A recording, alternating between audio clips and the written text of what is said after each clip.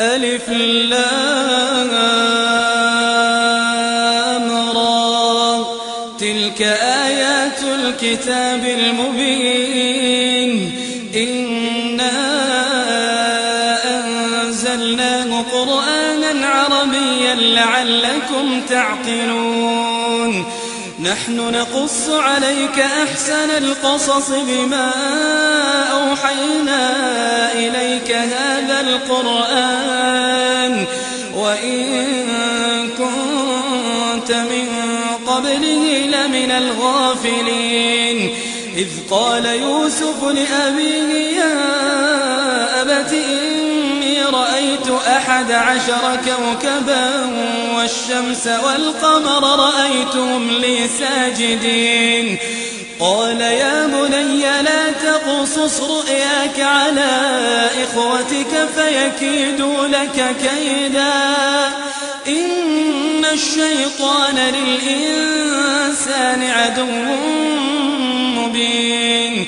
وكذلك يجتبيك ربك ويعلمك من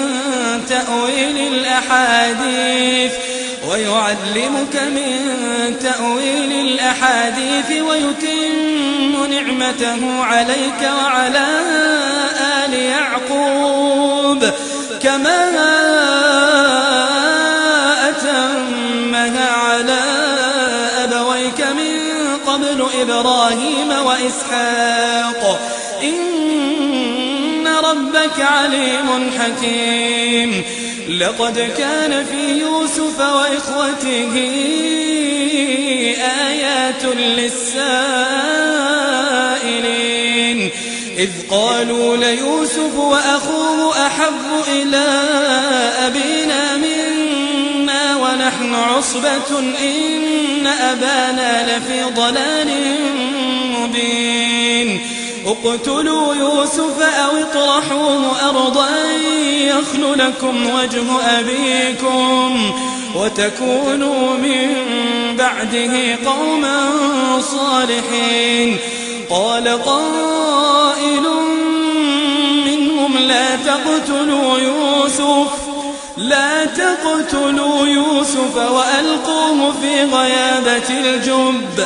وألقوه في غيابة الجب يلتقطه بعض السيارة إن كنتم فاعلين قالوا يا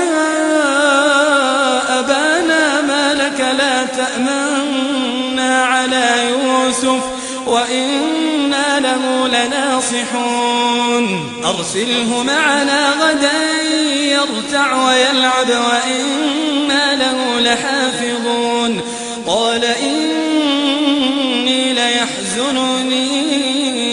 أن تذهبوا به وأخاف أن يأكله الذئب وأنتم عنه غافلون قالوا لئن أكله الذئب ونحن عصبة إنا إذا لخاسرون فلما ذهبوا به وأجمعوا أن يجعلوه في غيابة الجب وأوحينا إليه لتنبئنهم بأمرهم هذا وهم لا يشعرون وجاءوا أباهم عشاء يبكون قالوا يا أبانا إنا ذهبنا نستبق وتركنا يوسف عند متاعنا فأكله الذئب وما أنت بمؤمن لنا ولو كنا صادقين وجاءوا على قميصه بدم كذب قال بل سولت لكم أنفسكم أمرا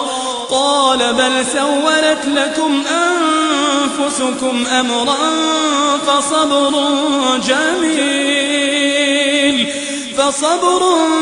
جميل والله المستعان على ما تصفون وجاءت سيارة فأرسلوا واردهم فأدلى دلوه قال يا بشرى هذا غلام وأسروا بضاعة والله عليم بما يعملون وشروه بثمن بخس دراهم معدودة وكانوا فيه من الزاهدين وقال الذي اشتراه من مصر لامرأته أكرمي مثواه عسى أن ينفعنا أو نتخذه ولدا وكذلك مكنا ليوسف في الأرض ولنعلمه من تأويل الأحاديث والله غالب على أمره ولكن أكثر الناس لا يعلمون ولما بلغ أشده آتيناه حكما وعلما وكذلك نجزي المحسنين وراودته التي هو في بيتها عن نفسه وغلقت الأبواب وقالت هيت لك قال معاذ الله إنه ربي أحسن مثواي إنه لا يفلح الظالمون ولقد همت به وهم بها لولا أن رأى برهان ربه كذلك لنصرف عنه السوء والفحشاء إنه من عبادنا المخلصين واستبق الباب وقدت قميصه من دبر وألف يا سيدها لدى الباب قالت ما جزاء من أراد بأهلك سوءا إلا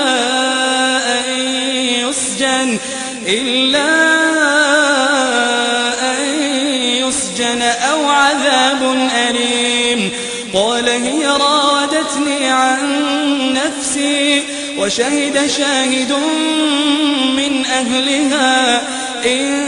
كان قميصه قد من قبل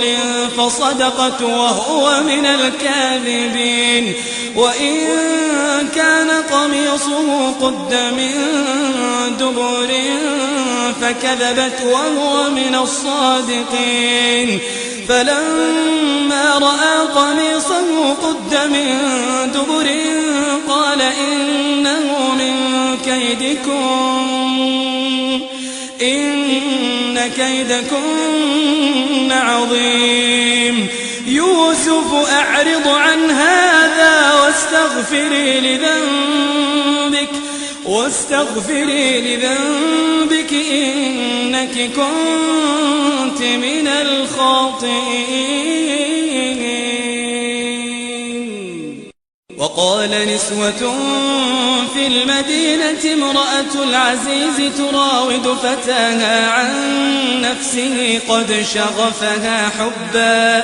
إنا لنراها في ضلال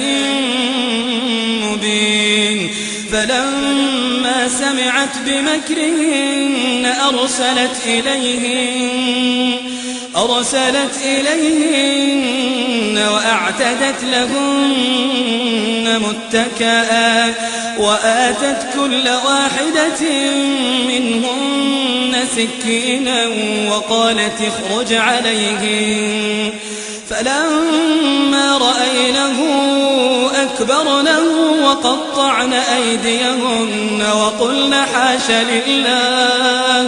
وقلن حاش لله ما هذا بشرا إن هذا إلا ملك كريم قالت فذلكن الذي لمتنني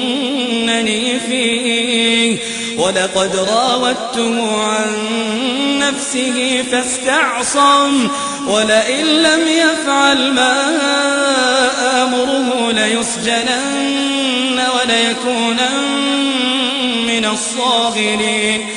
قال رب السجن أحب إلي مما يدعونني إليه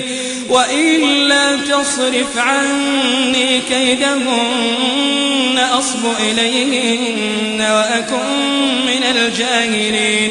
فاستجاب له ربه فصرف عنه كيدهن إنه هو السميع العليم ثم بدا لهم من بعد ما رأوا الآيات ليسجننه حتى حين ودخل معه السجن فتيان قال أحدهما إني أراني أعصر خمرا وقال الآخر إني أراني أحمل فوق رأسي خبزا تأكل الطير منه نبئنا بتأويله إنا نراك من المحسنين قال لا يأتيكما طعام ترزقانه إلا نبأتكما بتأويله قبل أن يأتيكما ذلكما مما علمني ربي إني تركت ملة قوم لا يؤمنون بالله وهم بالآخرة هم كافرون واتبعت ملة آبائي إبراهيم وإسحاق ويعقوب ما كان لنا أن نشرك بالله من شيء ذلك من فضل الله علينا وعلى الناس ولكن أكثر الناس لا يشكرون يا صاحبي السجن أأرباب متفرقون خير أم الله الواحد القهار ما تعبدون من دونه إلا أسماء سميتموها أنتم وآباؤكم ما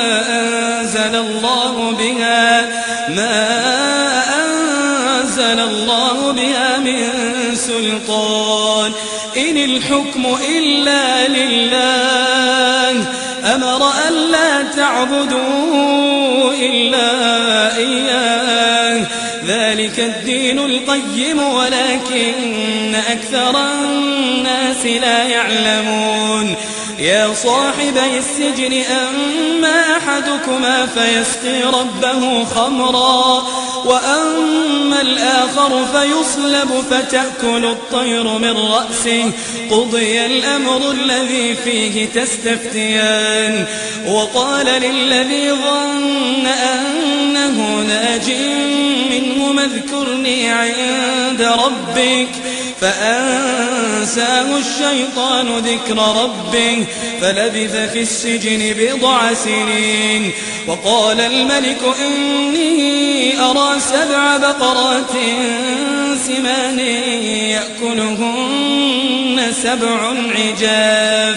يأكلهن 7 عجاف و7 سنبلات خضر وأخر يابسات يا أيها الملأ أفتوني في رؤياي إن كنتم للرؤيا تعبرون قالوا أضغاث أحلام وما نحن بتأويل الأحلام بعالمين وقال الذي نجا منهما وادكر بعد أمة أنا أنبئكم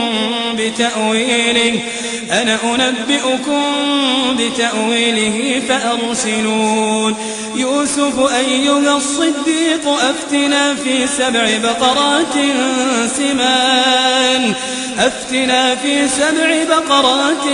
سمان يأكلهن سبع عجاف وسبع سنبلات خضر وأخر يابسات لعلي أرجع إلى الناس لعلهم يعلمون قال تزرعون 7 سنين دأبا فما حصدتم فذروه في سنبله إلا قليلا مما تأكلون ثم يأتي من بعد ذلك 7 شداد يأكلن ما قدمتم لهن إلا قليلا مما تحصنون ثم يأتي من بعد ذلك عام فيه يغاث الناس وفيه يعصرون وقال الملك ائتوني به فلما جاءه الرسول قال ارجع إلى ربك فاسأله ما بال النسوة اللاتي قطعن أيديهن إن ربي بكيدهن عليم قال ما خطبكن إذ راوتن يوسف عن نفسه قلنا حاش لله ما علمنا عليه من سوء قالت امرأة العزيز الآن حصحص الحق أنا راودته عن نفسه وإنه لمن الصادقين ذلك ليعلم أني لم أخنه بالغيب وأن الله لا يهدي كيد الخائنين وما أبرئ نفسي إن النفس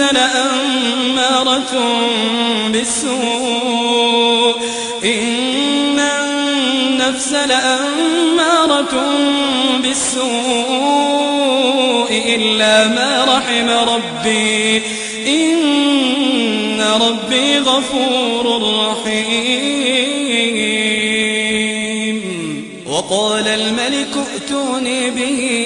أستخلصه لنفسي فلما كلمه قال إنك اليوم لدينا مكين أمين قال اجعلني على خزائن الأرض إني حفيظ عليم وكذلك مكنا ليوسف في الأرض يتبوأ منها حيث يشاء نصيب برحمتنا من نشاء ولا نضيع أجر المحسنين ولأجر الآخرة خير للذين آمنوا وكانوا يتقون وجاء إخوة يوسف فدخلوا عليه فعرفهم وهم له منكرون ولما جهزهم بجهازهم قال ائتوني بأخ لكم من أبيكم ألا ترون أني أوفي الكيل وأنا خير المنزلين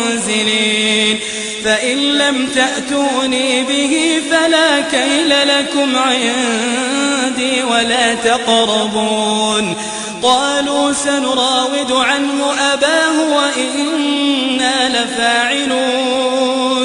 وقال لفتيانه اجعلوا بضاعتهم في رحالهم لعلهم يعرفونها إذا انقلبوا إلى أهلهم لعلهم يرجعون فلما رجعوا إلى أبيهم قالوا يا أبانا منع منا الكيل فأرسل معنا أخانا نكتل وإنا له لحافظون قال هل آمنكم عليه إلا إلا كما أمنتكم على أخيه من قبل فالله خير حافظا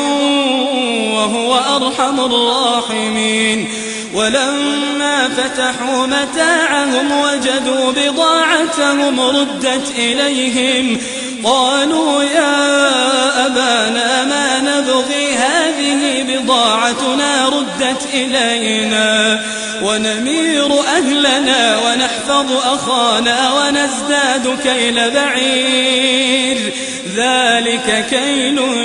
يسير قال لن أرسله معكم حتى تؤتون موثقا من الله لتأتونني به إلا أن يحاط بكم فلما آتوه موثقهم قال الله على ما نقول وكيل وقال يا بني لا تدخلوا من باب واحد وادخلوا من أبواب متفرقة وما أغني عنكم من الله من شيء إن الحكم إلا لله عليه توكلت وعليه فليتوكل المتوكلون ولما دخلوا من حيث أمرهم أبوهم ما كان يغني عنهم من الله من شيء إلا حاجة في نفس يعقوب قضاها وإنه لذو علم لما علمناه ولكن أكثر الناس لا يعلمون ولما دخلوا على يوسف آوى إليه أخاه قال إني أنا أخوك فلا تبتئس بما كانوا يعملون فلما جهزهم بجهازهم جعل السقاية في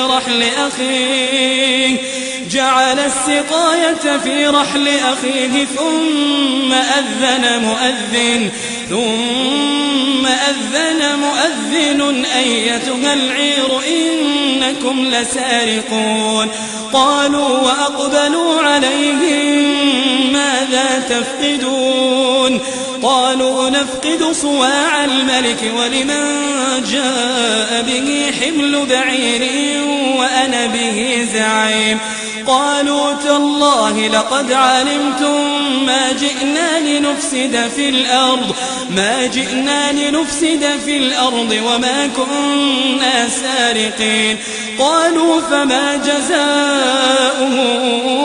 إن كنتم كاذبين قالوا جزاؤه من وجد في رحله فهو جزاؤه كذلك نجزي الظالمين فبدأ بأوعيتهم قبل وعاء أخيه ثم استخرجها من وعاء أخيه كذلك كدنا ليوسف ما كان ليأخذ أخاه في دين الملك إلا أن يشاء الله نرفع درجات من نشاء وفوق كل ذي علم عليم قالوا إن يسرق فقد سرق أخ له من قبل فأسرها يوسف في نفسه ولم يبدها لهم قال أنتم شر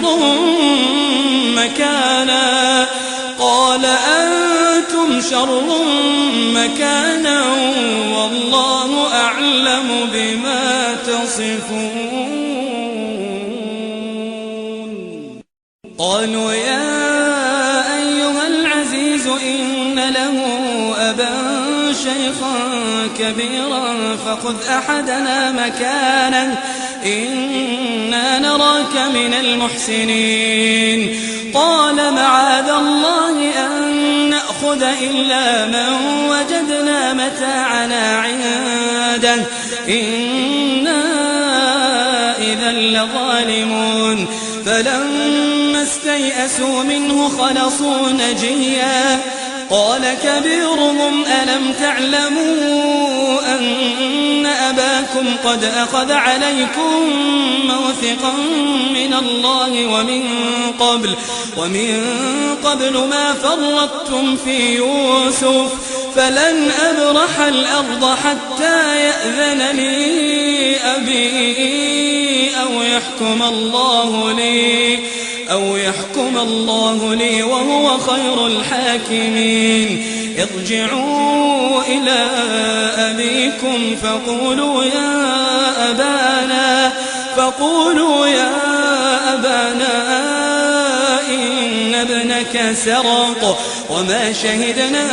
إلا بما علمنا وما كنا للغيب حافظين واسأل القرية التي كنا فيها والعير التي أقبلنا فيها وإنا لصادقون قال بل سولت لكم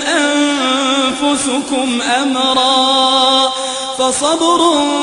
جميل عسى الله أن يأتيني بهم جميعا إنه هو العليم الحكيم وتولى عنهم وقال يا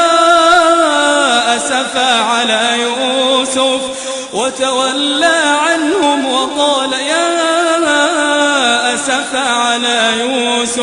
وابيضت عيناه من الحزن فهو كظيم قالوا تالله تفتأ تذكر يوسف حتى تكون حرضا أو تكون من الهالكين قال إنما أشكو بثي وحزني إلى الله وأعلم من الله ما لا تعلمون يا بني اذهبوا فتحسسوا من يوسف وأخيه ولا تيأسوا من روح الله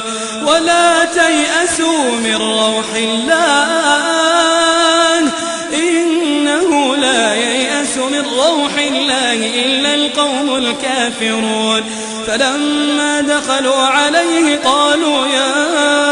أيها العزيز مسنا وأهلنا الضر وجئنا ببضاعة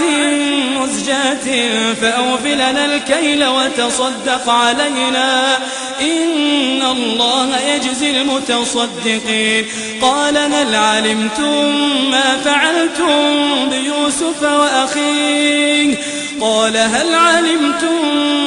فعلتم بيوسف وأخيه إذ أنتم جاهلون قالوا أئنك لأنت يوسف قال أنا يوسف وهذا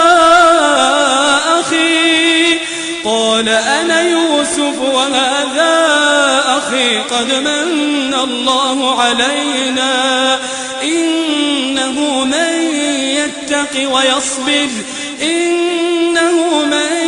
يتق ويصبر فإن الله لا يضيع أجر المحسنين قالوا تالله لقد آثرك الله علينا وإن كنا لخاطئين قال لا تثريب عليكم اليوم يغفر الله لكم وهو أرحم الراحمين اذهبوا بقميصي هذا فألقوه على وجه أبي يأت بصيرا وأتوني بأهلكم أجمعين ولما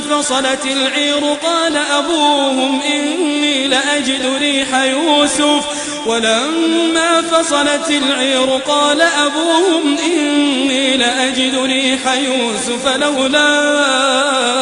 أن تفندون قالوا تالله إنك لفي ضلالك القديم فلما أن جاء البشير ألقاه على وجهه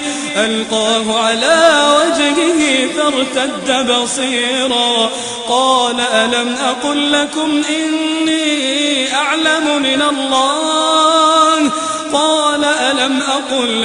إني أعلم من الله ما لا تعلمون قالوا يا أبانا استغفر لنا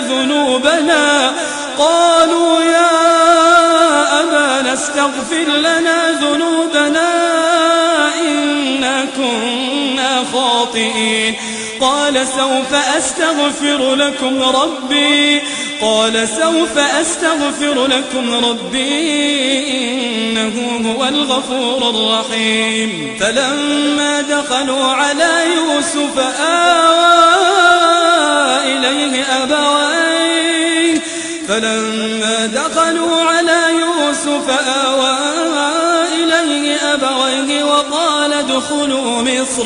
وقال ادخلوا مصر إن شاء الله آمنين ورفع أبويه على العرش وخروا له سجدا وقال يا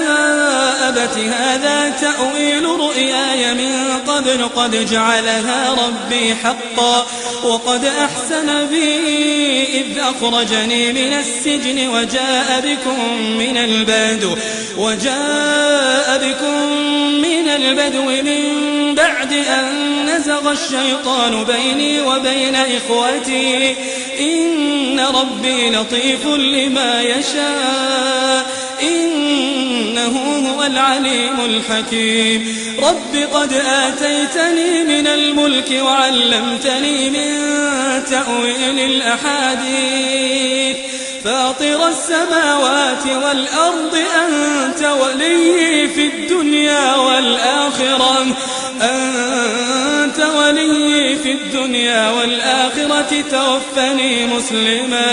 توفني مسلما وألحقني بالصالحين ذلك من أنباء الغيب نوحيه إليك وما كنت لديهم إذ أجمعوا أمرهم وهم يمكرون وما أكثر الناس ولو حرصت بمؤمنين وما تسألهم عليه من أجر إن هو إلا ذكر للعالمين وكأي من آية في السماوات والأرض يمرون عليها وهم عنها معرضون وما يؤمن أكثرهم بالله إلا وهم مشركون أفأمنوا أن تأتيهم غاشية من عذاب الله أو تأتيهم الساعة بغتة وهم لا يشعرون قل هذه سبيلي أدعو إلى الله على بصيرة أنا ومن اتبعني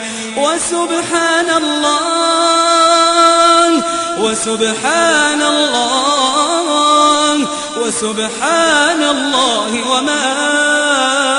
أنا من المشركين وما أرسلنا من قبلك إلا رجالا نوحي إليهم من أهل القرى أفلم يسيروا في الأرض فينظروا كيف كان عاقبة الذين من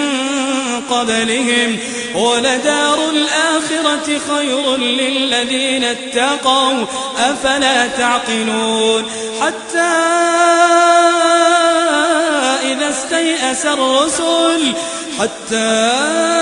إذا استيأس الرسل وظنوا أنهم قد كذبوا